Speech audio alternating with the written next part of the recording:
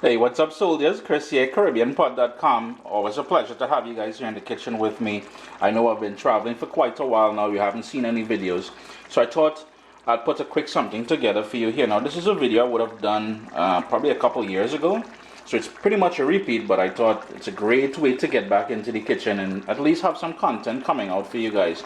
Curry chicken with curry potato with leftover stewed chicken, or as we would say, curry aloo and chicken. Vibes it up, man.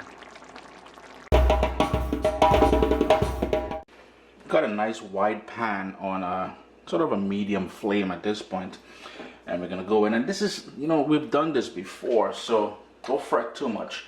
We're gonna go in with some vegetable oil, and it may seem like a lot. You need a couple tablespoons of that vegetable oil. If you want to cut back on the amount of vegetable oil that you add here, instead of using a metal pan as I am, you can use a non-stick pan, and you can cut back the oil by at least 50%. I'm just going to turn my heat down because the pan is relatively warm, and I'm going to go in with some diced onion and a whole whack of garlic, and that's just the way I like starting my curry dishes. Give that a quick stir, and I want the heat on low because I don't want to burn either the garlic nor the onion. We're going to let that sweat down there and release its flavors 2 or 3 minutes or so. To give it a bit of a kick, I'm going to go in with some hot pepper, and that is a patchouli that I grow in the garden. You have some scotch bonnet. If you want to leave that out, you can totally leave it out. If you don't have access to the fresh stuff, you can always use dried pepper flakes, and that's just going to give it a nice little kick. My personal opinion, a curry must have a little bit of a kick. And here's the other thing I wanted to mention to you guys is I've been traveling the past couple of weeks, and you haven't seen any videos coming out. So while we've done this recipe before, this is just a little something to keep you occupied while I film some more recipes for you. No, your boy Chris is disappearing and all, yeah. And I went in there with my own blend of curry powder, and you need a couple heaping tablespoons of that. My heat is still on low, and the reason why we're going in here with the curry powder is because I want to cook off the sort of rawness. If you don't cook a curry properly, that you would get at the end, that rawness, it spoils the dish.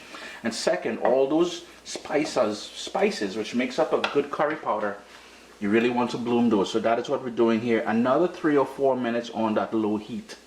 And as the curry powder blooms and we get that nice base going on there, I'm going to go in with about a teaspoon of Caribbean green seasoning. And I have that recipe on the website, and it's something that we use in quite a bit of our recipes and cooking in the Caribbean, especially the Southern Caribbean. And all it is, it's a combination, a sort of a blend of all the fresh herbs and garlic and peppers and stuff like that that we like using. That's going to add a wonderful flavor to this. If you don't have it, don't sweat, don't fret. You can add some cilantro or something at the end, and you'll get some nice flavor. A couple more minutes, I just want this to darken up a little bit more. Your kitchen should have that wonderful smell of a good curry. Here's where we're going to go in now with the cubed potato, and I'm just using Yukon Gold potato. You can use your favorite potato.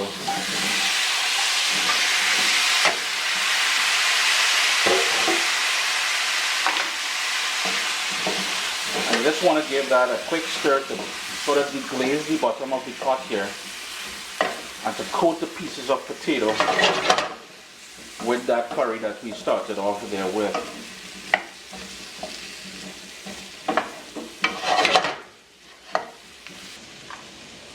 We're going to go in with some salt, and all the ingredients I use here today will be listed down in the description of the video. And remember, as I said, this is an older recipe I would have done quite a while back. So if you want to head over to caribbeanpot.com, you will be able to print it off from there. And basically all we're doing is putting that leftover stewed chicken to use, and by using the potato and everything here, we're stretching it for a lot more people, right? Crank up your heat now to high, and you're going to go in with water because we've got to cook this potato until it gets nice and soft. Bring that up to a boil, and then we're going to reduce it to a rolling boil. And near the end is where we're going to add the leftover stewed chicken. So we've got that bubbling happening. I'm just going to turn that down because I want sort of a rolling boil rather than vigorous. And we want to cook that until the potato is nice and tender and falling apart, and that we get a nice thick gravy. So it will take about 20 to 25 minutes or so. It's been going now for about 25 minutes and the potato is starting to fall apart. Now here's the thing I forgot to mention. You can cut the potato smaller if you want, or bigger. It's totally up to you. I like nice big chunky piece of potato. And the other thing you can use is a spoon and crush some of it to thicken up the gravy. I will not, because at this point here I have the leftover stewed chicken, sound like my dad there. Some leftover stewed chicken with gravy as well. So all of that is going to go in there. And all we're doing here at this point, and maybe Chris needed a bigger pot, but small thing. All we're going to do here now, I'm going to turn my heat down because I don't want this to overcook. We're going to mix this in and let that simmer for just about 3 minutes. So I'm going to pause, I'm going to do that, and we're just going to continue. Because I ain't trying to make no mess on the stove here. Boy, clean up this beer. Don't even go there. Now, since I know this is going to thicken up quite a bit once it cools down, I just want to show you guys the sort of gravy that we have going on here. It's a little bit thin, but this will definitely thicken up as it cools down, as I said. Plus, I'm eating this with some rice, so I really need that nice long gravy. Most people like it with roti. I'm only trying to play with flour today. We're going to taste it for salt, adjust it accordingly. And I like to finish off any sort of curry dish with some cilantro. And just for a quick pop of fire, some weary or what we call coffee pepper. Chris here, caribbeanpot.com. I'm just going to turn off the stove at this point here. Always a pleasure to have you guys here in the kitchen with me. I will be traveling again coming up on the weekend, so if you're in the Miami, Florida area, if you're down in Bahamas, don't be surprised if you run into it. Boy, do say hello. Always a pleasure to have you guys here in the kitchen with me. I will have more exciting recipes coming up for you guys, so stay tuned, man. Love the support, by the way.